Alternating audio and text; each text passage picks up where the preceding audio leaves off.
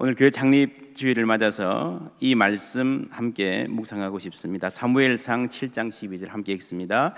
사무엘이 돌을 취하여 미스바와 센 사이에 세워 이르되 여호와께서 여기까지 우리를 도우셨다 하고 그 이름을 에베네셀이라 하니라. 아멘. 블레셋이라는 나라에 눌려 오랫동안 깊혀지 못하고 살던 이스라엘, 사무엘이라는 지도자가 나와서 전민족의 회개를 촉구하고 영적 부흥을 일으켰습니다. 그리고 전쟁에 나갔는데 블레셋 사람들을 보기만 해도 벌벌 떨고 지레 도망가던 그 백성들이 사기가 충천하여 단번에 블레셋을 이겼습니다. 그 전쟁 후에 사무엘이 돌을 세우고 에벤에셀이라 합니다. 문자적으로 도움의 돌이라는 말이고요, 여호와께서 여기까지 우리를 도우셨다는 고백을 담았습니다. 그냥 감사합니다 말로 하지 않고 에베네셀 한번 행사로 끝나지 않고 돌을 세웠다, 무슨 말입니까? 하나님께서 하신 일을 기억하는 것이 그만큼 중요하다는 말입니다. 사무엘 시대는 이스라엘의 역사가 바닥까지 내려갔던 때입니다. 전쟁에서 지고 법궤를 빼앗기고, 그런데 후에 백성이 미스바에 모여서 회개할 때에 하나님께서 다시 회복해 주셨습니다. 에베네셀은 그 사실을 잊어버리지 말라는 것입니다.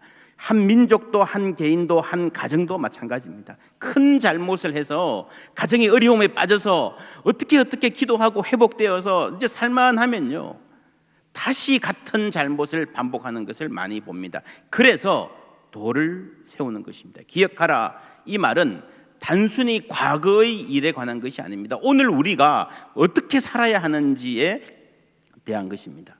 신명기는 모세가 광야 생활 40년을 정리하면서 이제 가나안 땅에 들어가서 새로운 삶을 살아야 할 미래 세대에게 당부하는 것입니다. 이 신명기에서 가장 중요한 주제는요, 기억하라, 잊어버리지 말라입니다.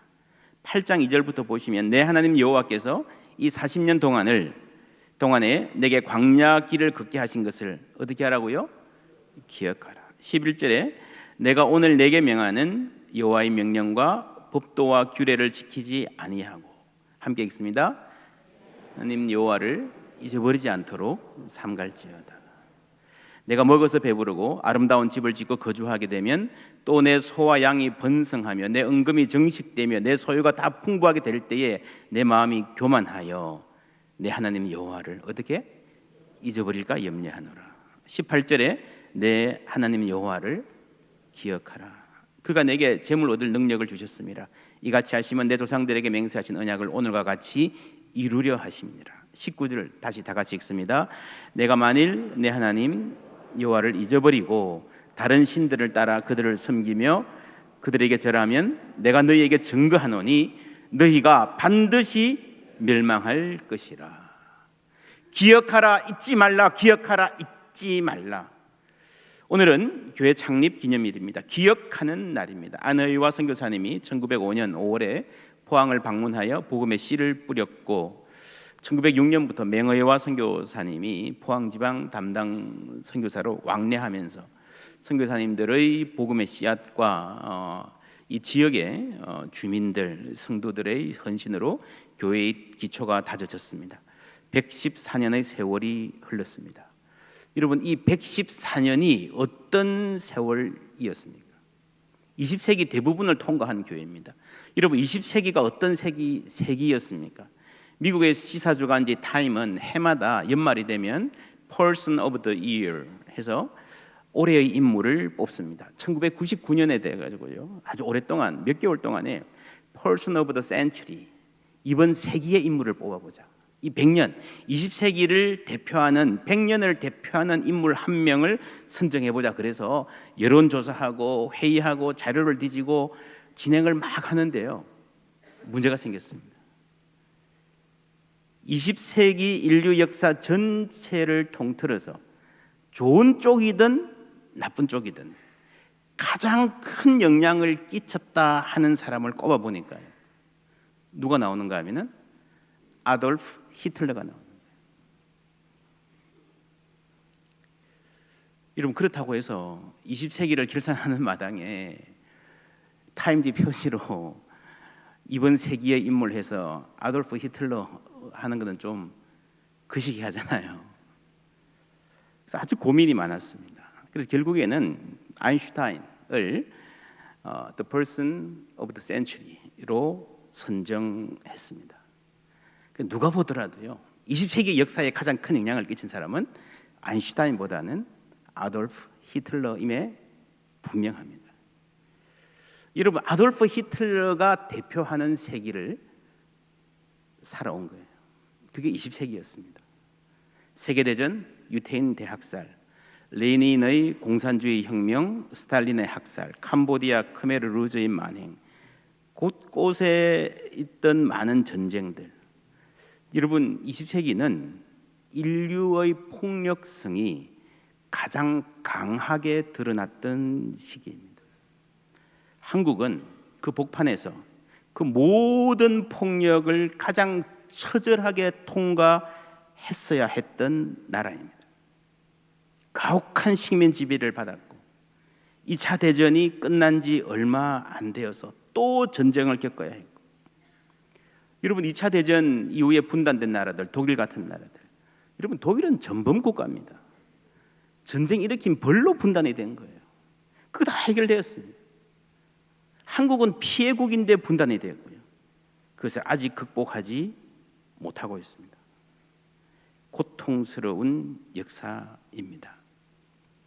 그러나 그 고통의 역사 한가운데에 하나님이 계셨고 교회가 있었습니다. 사무엘 에벤에셀, 이 말은요, 하나님이 하신 일을 기억해야 한다. 고통스러운 시기가 있었지만 하나님이 하신 일을 기억하는 것이 살 길이다 라고 하는 말입니다. 광야에서 신명기의 말씀을 듣던 이스라엘 백성들이 지나온 땅, 그 세기, 그 40년이 어떤 시기였습니까? 8장 15절 16절 다 같이 읽습니다. 너를 인도하여 그 광대하고 위험한 광야, 곧 불뱀과 정갈이 있고 물이 없는 간조한 땅을 지나게 하셨으며, 또 너를 위하여 단단한 반석에서 물을 내셨으며, 내 조상들도 알지 못하던 만나를 광야에서 내게 먹이셨나니, 넌 다 너를 낮추시며 너를 시험하사 마침내 내게 복을 주려 하심이었느니라. 아멘. 하나님의 목적은 마침내 복을 주시는 것인데, 그 과정은요, 광대하고 위험한 광야, 불뱀과 전갈이 있던 물이 없고 건조한 땅이었다는 거죠. 여러분, 이런 시기를 지나면서 교회가 역사의 중심에 있었습니다. 포항제일교회는 3.1운동의 중심에 있었고요. 그 외에 이 포항 지역은 6.25 때 나라를 지키는, 자유와 민주주의를 지키는 최후의 보루였습니다. 그만큼 피를 많이 흘렸고요. 또 그 이후에 산업화의 중심 지역으로 그만큼 많은 땀을 흘려서 오늘까지 왔습니다. 우리 교회도 제가 역사를 살펴보니 이 시대에 따라서 또 담임 목사님이 바뀔 때마다 사역의 강조점이 바뀌면서 지그재그로 온 것 같지만, 그 전체를 보면요, 그 안에 하나님의 인도하심이 있었음을 고백하게 됩니다. 하나님께서 시기에 맞게 필요한 분들을 보내주셨음을 믿습니다. 31절 말씀, 광야에서도 너희가 당하였거니와 사람이 어떻게 해요? 자기의 아들을 낳는 것 같이 너희의 하나님 여호와께서 너희가 걸어온 길에서 너희를 안으사 이곳까지 이르게 하셨느니라. 여러분, 이 밑에 사진 아시죠? 주보 앞면에도 실었습니다. 이게 타임지에 났던 사진이다, 잘 알고 있는데요, 제가 자료를 찾아보니 프레스비테리안 라이프라는 잡지예요. 51년 2월호에 주보 앞면에 있습니다. 이런 글이 실렸습니다. 카브로 우리 교회 사진, 6.25 폭격 이후에 홀로 남은 사진이 서 있고요. 프레스비테리안 라이프는 이렇게 표지 사진을 설명합니다. 한국의 포항 장로교회는 여전히 서 있는 몇 건물 중에 하나였다. 많은 한국 교회들이 무너졌지만 이 사진은 한국의 신앙 공동체가 일제와 공산 독재에도 살아남았으며 앞으로 다가올 어떤 시련도 이기고 살아남을 것임을 말해주는 상징이다. 예. 여러분, 그냥 이 한 교회가 아니라 한국 교회 전체가 앞으로도 잘 살아남을 것이다 라는 것을 보여주는 상징이 포항장로교회, 포항제일교회다 라는 말입니다. 여러분, 그래서 저는 이 사진을 보고 이 사진이야말로 한국의 에베네셀이 아닌가 하는 생각이 듭니다. 3.1운동에 앞장섰던 교회, 그 3.1 정신이 선교사님들의 눈에 어떻게 비쳤는지 글을 읽어보면요, 정말 감동적입니다. 사무엘 마페 선교사님이 이런 말씀하셨습니다. 세계에 교회가 다 없어져도 한국에 있는 교회만 가지고도 세계를 다시 예수교로 지을 수 있다. 이 설교를요, 이승만 대통령이 임시정부에 가서 임시정부 강요 모임에서 사무엘 마페 선교사님이 이렇게 설교를 했다. 대통령이었죠. 한국 대통령의 첫 연설 안에 이 이야기가 들어갑니다. 세계에 교회가 다 없어져도 한국에 있는 교회만 가지고도 세계를 다시 예수교로 지을 수 있다.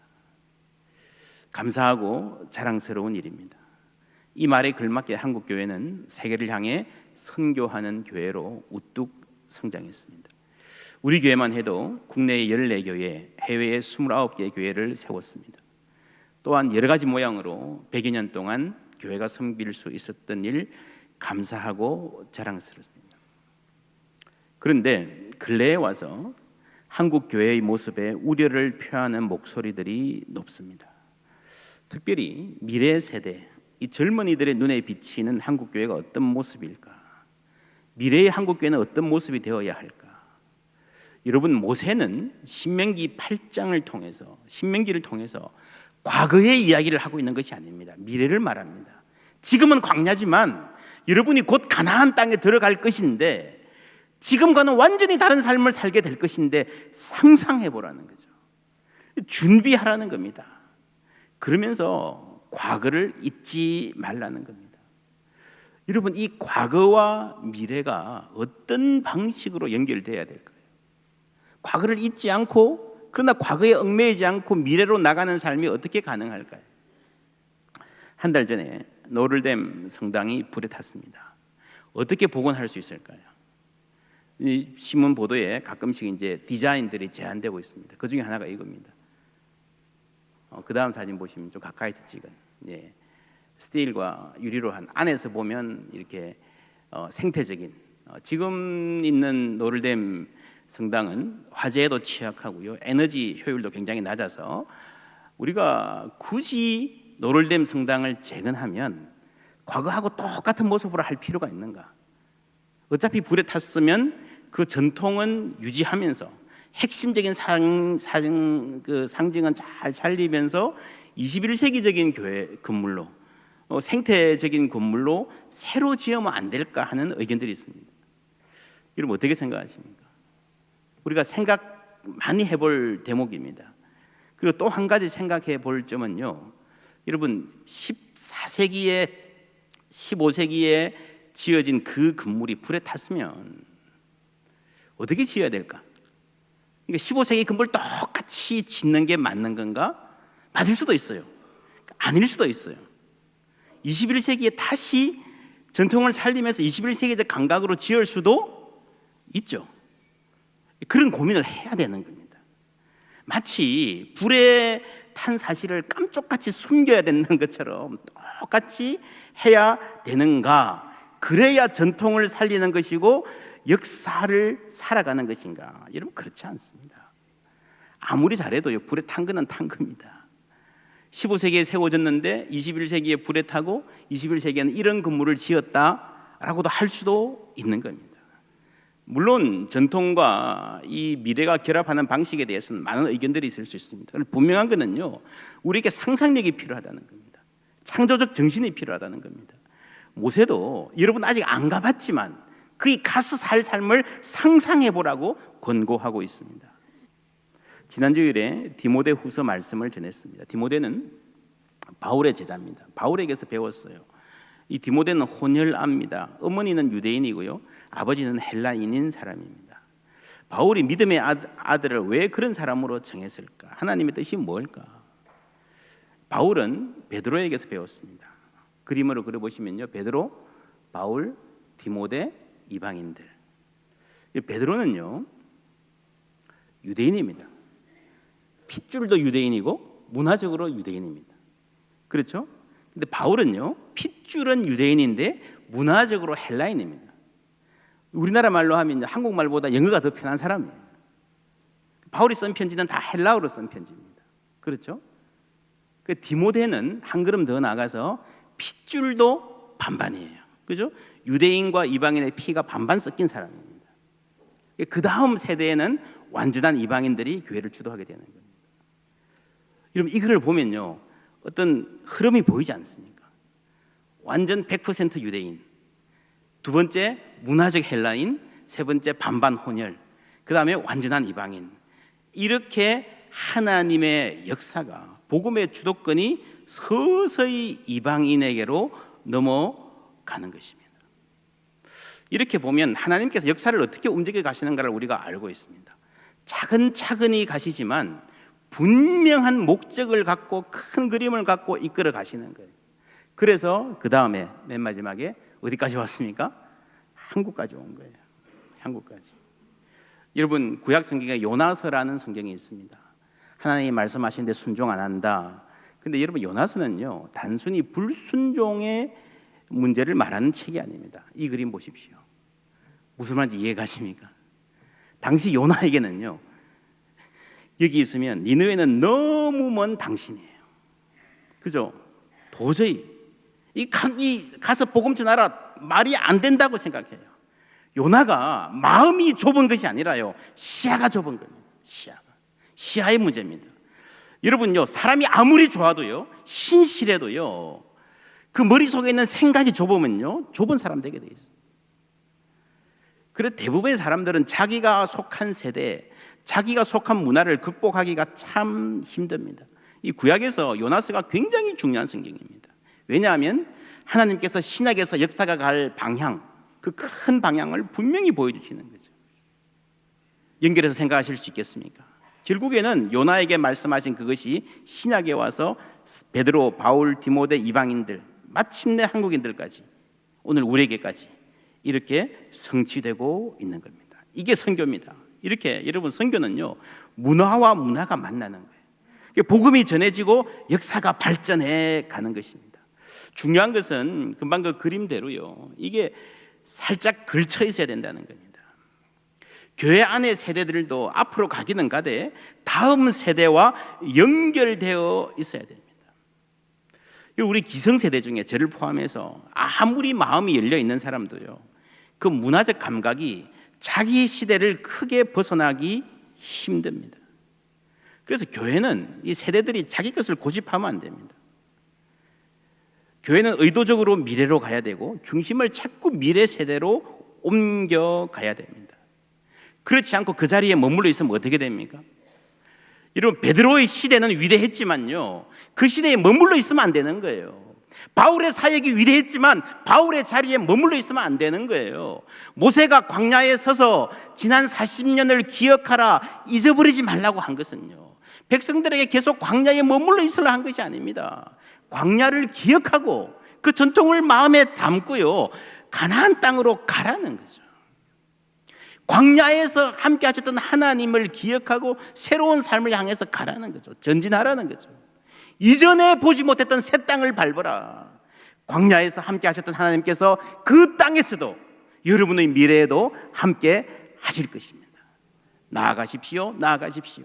그게 모세입니다. 여러분 기억하라고 하는 것은요 발걸음을 붙잡기 위해서가 아니라 앞으로 나아가기 위해서 필요한 명령인 줄 믿습니다. 그렇지 않고 여기에 머물러 있어야 된다, 계속 광야에 있어야 된다, 이게 전통이다 생각하면요 그 사람은 모세가 아니라 요나입니다. 그래서 저는 교회의 미래 세대 아주 중요하다고 생각합니다. 장로님들께 가끔씩 말합니다. 교회 중요한 결정을 할 때에 청년들도 젊은 분들도 불러서 같이 좀 상의하면 좋겠습니다. 교회 리모델링이 필요할까? 조금씩 의견을 모으고 있는 중인데 이제 우리 교회는 이런 중요한 일에 청년들 불러서 젊은 사람들 불러서 의견을 듣습니다. 물론 어르신들 고견도 듣고요. 강원도 산불 지역 헌금 모아서 방문할 때도요, 목사님, 장로님들뿐 아니라 권사님, 집사님, 청년 대표까지 데리고 함께 갔습니다. 여러분, 기독교 계통의 연합 집회 가보면요, 참 뭐 좋고 은혜로운 부분도 많은데 이 앞에 서는 분들이 100% 남성이고 평균 연령이 너무 높아요. 요즘 세상은 그렇게 하지 않습니다. 젊은이들도 좀 섞어서 세우면 안 되나요? 그렇잖아요. 어른도 존중하고 젊은이들도 끼워주고 세워주고 그래야 됩니다. 젊은 세대들에게 말씀드립니다. 앞으로 나아가고 싶겠지만, 많이 바꾸고 싶겠지만 너무 빨리 가면 안 됩니다. 교회는요, 연결이 중요합니다. 어른들의 지혜를 존중하고 전통을 개성하고 함께 갈 수 있는 보폭으로 한 걸음씩 가는 게 중요해요. 우리 인생도 마찬가지입니다. 여러분, 한 번에 다 바꾸려고요, 원샷에 해결하고 새로운 사람, 완전히 새로운 사람 되려고 하지 마십시오. 천천히 가는 것을 두려워하지 마십시오. 다만 후진하거나 멈추지만 않으면 됩니다. 우리가 목표가 분명하고요, 포기하지 않으면 조금씩 한 발씩 가다 보면 어느새 그 자리에 가 있게 될 줄 믿습니다. 그리고요, 인생이 참 그렇습니다. 조금씩 가다 보면 가끔씩 한 번에 훅 가게 될 때가 있습니다. 그 도약의 때가 반드시 오게 되어 있습니다. 그게 은혜고 그게 기회입니다. 그런데 평소에 목표를 분명히 하고 조금씩 그 방향으로 전진해온 사람만이, 그런 공동체만이 그 기회를 활용할 수 있습니다. 그게 하나님이 일하시는 방법입니다. 방향이 중요합니다. 속도에 너무 신경 쓰지 마십시오. 하나 되어서 또 한 걸음 나아가는 교회 되었으면 좋겠습니다. 교회 사역이 그렇습니다. 방향을 제시하는 것에 있어서는 담임 목사의 몫이 큽니다. 속도는요, 여러분의 반응이 중요합니다. 아무리 가고 싶어도요, 아무리 가야 하는 길이라도 회중이 준비 안 되고 당회가 못 따라오면 못 갑니다. 억지로 갈 수가 없어요. 생각보다 오래 걸릴 수 있습니다. 모세는 몇 년 걸렸죠? 40년 걸렸습니다. 준비 안 되면 못 갑니다. 우리가 먼저 하나 되고 서로 생각이 다른 사람들을 존중하고 협력하는 따뜻한 공동체를 만들어 가기를 바랍니다. 우리 교회가 뭐 완전히 뭐 새로운 교회 되겠다, 여러분, 그거는 환상입니다. 그렇지 않습니다. 우리 시대에 주어진 만큼 한 걸음 또 전진하면 됩니다. 그리고 겸손하게 후배에게 맡기면 됩니다. 우리 선배들의 시대, 어렵고 힘든 시대, 뱀과 전갈이 있는 광야와 같은 시대에 함께 하신 하나님께서 우리와 함께 하실 줄 믿습니다. 또 우리와 함께 하신 하나님이 우리 자녀들과도 함께 하실 것입니다. 아버지가 자녀를 가슴에 안듯이 안아 우리를 오늘까지 인도하신 그 하나님께서 우리 다음 세대들도 인도해 주실 것입니다. 그러기 위해서 서로 존중하고 사랑하는 따뜻한 교회, 그리고 마음이 넓은 교회일 뿐 아니라 시야가 넓은 교회가 되어야 됩니다. 여러분, 사람이 아무리 마음이 넓은 사람도요, 시야가 좁으면 결국에는 좁아집니다. 하나님의 말씀은 우주적인 차원, 우주적인 스케일을 갖고 있습니다. 하나님의 말씀의 사람은요, 하나님의 큰 그림을 볼 줄 아는 사람입니다. 우리를 향한, 우리 교회를 향한, 또한 우리 교회를 통해서 한국 교회의, 한국 사회에 이루고자 하시는 하나님의 크신 계획을 헤아릴 줄 아는 그러한 영적 시각을 확보하는 교회 되기를 바랍니다. 우리 모두 하나 되어 또 한 걸음 전진하여 주님께 영광 돌리는 교회 되기를 예수님의 이름으로 축복합니다.